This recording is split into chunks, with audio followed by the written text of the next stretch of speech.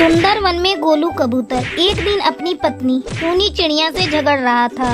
वो कोई भी काम नहीं करता था, दिन भर घर में पड़ा रहता था।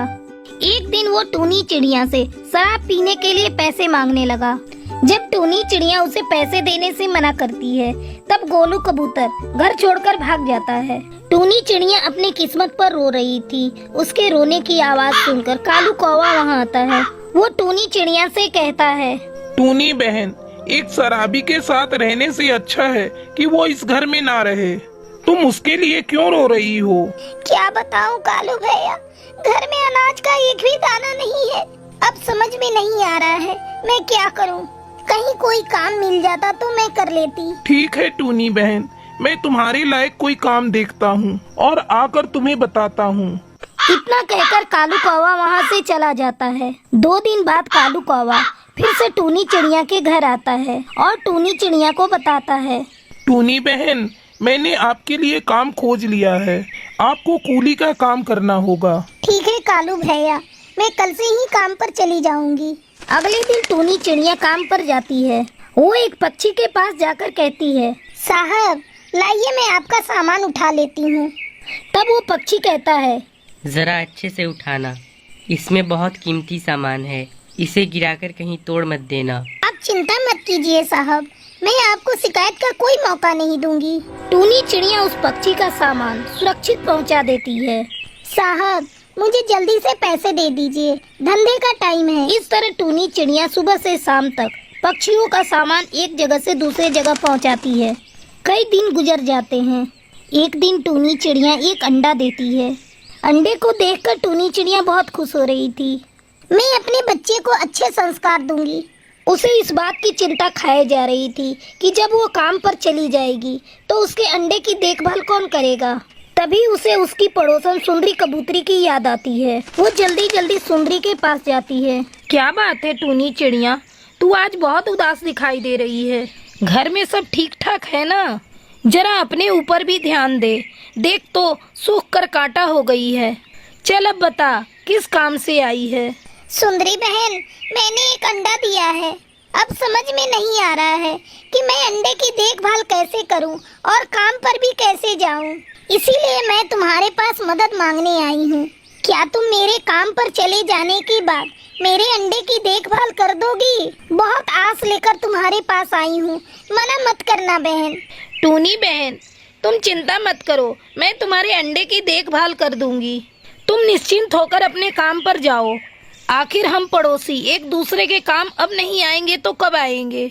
टूनी चिड़िया अपने काम पर चली जाती है और सुंदरी कबूतरी उसके अंडे की देखभाल करने लगती है।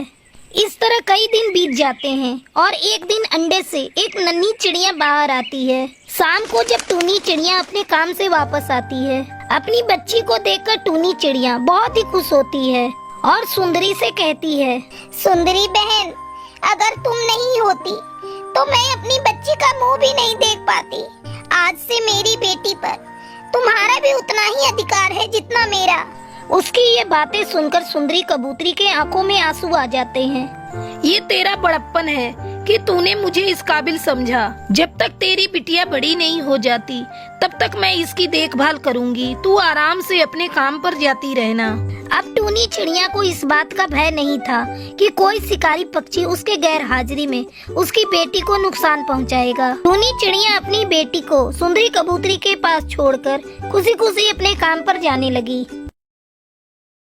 सूरजपुर जंगल में टूनी चिड़िया अपने पति चूचू कबूतर के साथ रहती थी। उसकी एक बेटी थी जिसका नाम टुनटुनी था।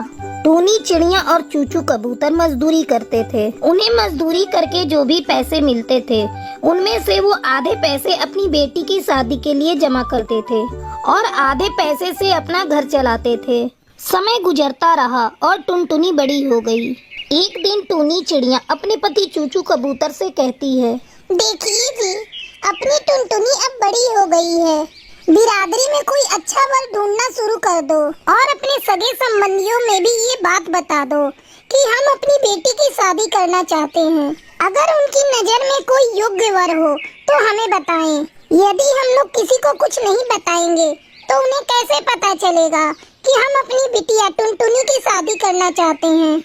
टूनी, तुम बात तो सही कह रही हो, लेकिन अभी हमारे पास इतने पैसे नहीं हैं कि हम अपनी बेटी टुनटुनी की शादी धूमधाम से कर सके, और दहेज भी तो देना होगा।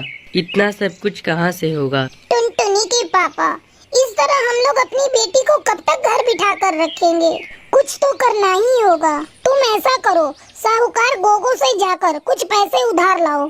धीरे धीरे हम लोग उसका उधार चुका देंगे। ठीक है टुनटुनी की माँ, मैं कल ही जाकर गोगो चील से बात करता हूँ। चूचू कबूतर टूनी चिड़िया की बातों में अपनी सहमति जताता है और अगले दिन साहूकार गोगो चील के पास जाता है।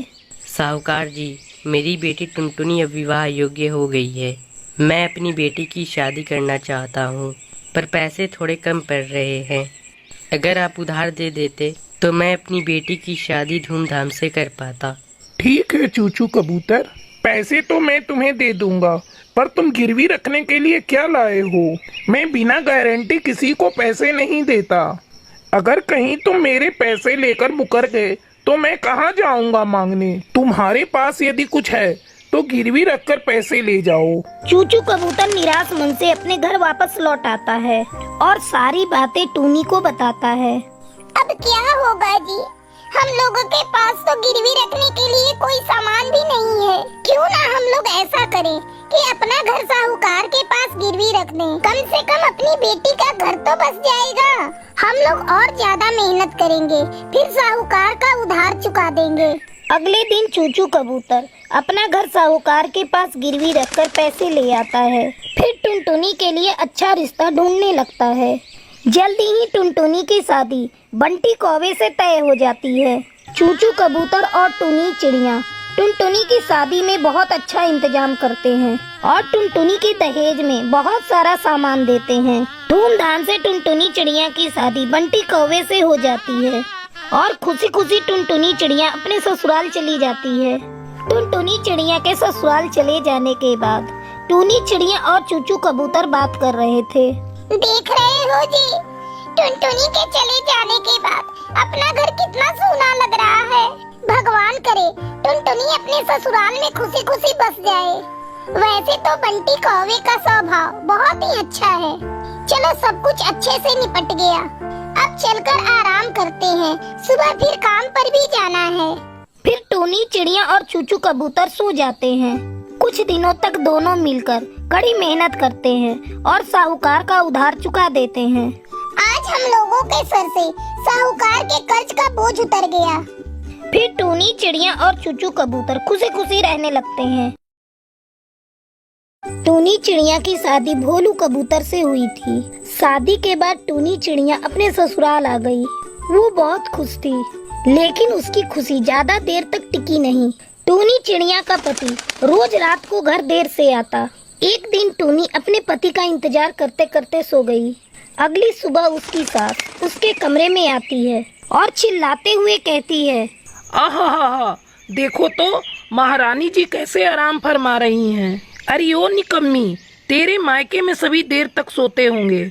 मैं कब की जग चुकी हूँ और चाय का इंतजार कर रही हूँ, और तू है कि यहाँ घोड़े बेचकर सो रही है। माँ जी, मैं अभी चाय बना कर ला रही हूँ। टूनी चिड़िया किचन में चाय बनाने चली जाती है। थोड़ी देर बाद वो चाय बनाकर अपनी सास को देती है। माँ जी, भोलू कबूतर कहीं दिखाई नहीं दे रहा है, मैंने उसके लिए भी चाय बनाई है। मेरा बेटा तो कब का दुकान चला गया, तुझे सोने से फुर्सत मिले तब ना। जा अब जाकर खाना पका। टूनी चिड़िया सिर झुकाकर खाना बनाने चली जाती है। शाम को भोलू कबूतर जब घर आता है तब टूनी उससे कहती है, आप मुझसे हर समय उखड़े उखड़े क्यों रहते हैं जी? जब से शादी हुई है आप मुझसे सीधे मुंह बात भी नहीं करते। मुझसे कोई गलती हो गई है क्या? तेरी माँ से मैंने दहेज में एक कार मांगा था, उसने वो भी मुझे नहीं दिया। ऐसा कर, तू कल ही अपने मायके चली जा और एक नई चमचमाती कार लेकर आ। आपको तो पता है जी, मेरे माँ बाप कितने गरीब हैं। इतनी महंगी कार वो आपको कहाँ से देंगे? तब टूनी की सास भी उसे खरी खोटी सुनाने लगती है। जब तेरे माँ बाप को दहेज देने की औकात नहीं थी तो बेटी पैदा क्यों की? मेरे बेटे ने अपना फैसला सुना दिया है, तू कल ही अपने मायके चली जा और कार लेकर वापस आना। अगले दिन टूनी चिड़िया रोते रोते अपने मायके पहुंचती है। तब टूनी की माँ टुनटुनी चिड़िया उसे देखकर कहती है, अरे टूनी बेटी, तू यहाँ क्या हुआ? तू अकेली ही आई है क्या? दामाद जी कहीं दिखाई नहीं दे रहे हैं। माँ छोड़ो ये सब बातें, मुझे जल्दी से एक कप चाय बनाकर पिला दो। अभी मुझे कुछ दिन मायके में रहना है, फिर ससुराल जाऊंगी। ठीक है बेटा, तू बैठ, मैं तुझे अभी चाय बनाकर पिलाती हूँ। इस तरह कुछ दिन गुजर जाते हैं। एक दिन टुनटुनी चिड़िया अपनी बेटी टूनी चिड़िया से पूछती है, बेटी क्या बात है? तुझे मेरी कसम, कोई बात है तो बता। दामाद जी से तेरा कोई झगड़ा हुआ है क्या? टूनी चिड़िया अपनी माँ को कुछ नहीं बताती। वो अंदर ही अंदर घुट रही थी। उसे पता था अगर वो अपनी माँ को सच्चाई बता देगी तो उसकी माँ जीते जी मर जाएगी। एक दिन टुनटुनी की पड़ोसन चमेली कौवी उसके घर आती है। वो टुनटुनी से कहती है, अरे टुनटुनी, देख रही हूँ बहुत दिनों से तेरी बेटी यहाँ पड़ी हुई है। इसका ससुराल जाने का कोई इरादा नहीं है क्या? ऐसा कर, तू इसे जल्दी से जल्दी ससुराल भेजने का इंतजाम कर। कब तक ऐसे अपने मायके में पड़ी रहेगी? इतना कहकर चमेली कौवी वहाँ से चली जाती है। उसके जाने के बाद, माँ, मैं कल ही अपने ससुराल चली जाऊंगी, तुम चिंता मत करो। टूनी, तू चमेली आंटी के बातों का बुरा मान गई? उसने क्या गलत कहा? बेटियां तो ससुराल में ही अच्छी लगती हैं। अगले दिन टूनी चिड़िया अपने ससुराल चली जाती है, लेकिन उसकी सास उसे घर में घुसने नहीं देती। अरे करमजली, तू कार लेकर आई है? बिना कार लाए मैं तुझे घर में घुसने नहीं दूंगी। तू यहाँ से चली जा, मैं अपने बेटे की दूसरी शादी करूंगी। टूनी चिड़िया इस अपमान को बर्दाश्त नहीं कर पाती और वो जाकर कुएं में कूद जाती है और उसकी मौत हो जाती है। उसके मरने की खबर जब टुनटुनी चिड़िया को पता चलती है तब वो जल्दी जल्दी टूनी के ससुराल आती है।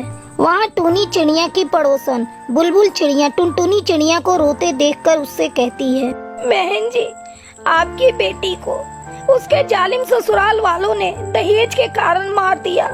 वे लोग उसे बहुत सताते थे। रोज रोज का अपमान कितना सहती बेचारी। आखिर उसने कुएं में कूदकर अपनी जान दे दी। मैं इन जालिमों को नहीं छोड़ूंगी। इन्होंने मेरी फूल सी बच्ची को मार डाला। टुनटुनी चिड़िया पुलिस बुलाकर उन सबको गिरफ्तार करवा देती है। वो अपनी बेटी की तस्वीर के सामने खड़ी होकर उससे माफी मांगती है। टूनी बेटी, तू मुझे माफ कर दे। मैं तेरे दर्द को नहीं समझ पाई, लेकिन तूने भी तो कभी कुछ मुझसे नहीं बताया। अगर तूने बता दिया होता तो मैं इन जालिमों के पास तुझे दोबारा नहीं भेजती। हो सके तो मुझे माफ कर देना बेटी। फिर टुनटुनी चिड़िया दुखी मन से अपने घर लौट आती है और किसी तरह अपनी आगे की जिंदगी बिताने लगती है।